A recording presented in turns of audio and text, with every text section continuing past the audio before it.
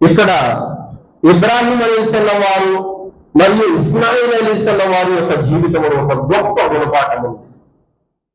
ఈ రోజుల్లో ప్రతి తండ్రి ప్రతి కొడుకు కూడా ఇబ్రాహీం అలైహిస్సలాం వారు ఇస్మాయిల్ అలైహిస్సలాం వారి యొక్క కథలు విని గుణపాఠం గ్రహించాల్సినటువంటి అవసరం ఎంతైనా ఉంది.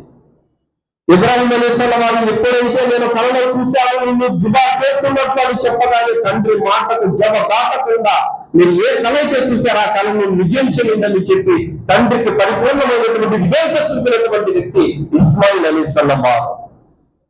నాన్న నేను గొంతు కోరుతున్నాను కళలో చూశానని చెప్పగానే దాన్ని నిజం చేయండి నాన్న మీరు చెప్పినటువంటి ఉత్తమమైనటువంటి కొడుకు ఇస్మాయిల్ అలైహిస్సలాం వారు. ఈరోజు ప్రతి కుమారుడు కూడా ప్రతి కూతురు కూడా తండ్రికి ఎలా విధేయత చూపాలో ఈ వృత్తాంతాన్ని చూసి నేర్చుకోవాలి. అలాగే ఇబ్రాహీం అలైహిస్సలాం వారు ఇస్మాయిల్ అలైహిస్సలాం వారు లేని సమయంలో ఒకసారి తన ఇంటికి వెళ్ళారు.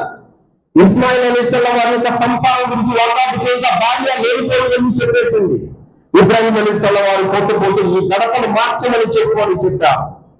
ఇస్మాయిల్ అలైహిస్సలాం వారికి అర్థమైపోయింది ఆమెకు విడాకులు ఇమ్మని చెప్పారని. తండ్రి మాటను గౌరవించి జవదాటకుండా భార్యకు విడాకులు ఇచ్చేశారు. అల్హమ్దులిల్లాహ్. అలాగే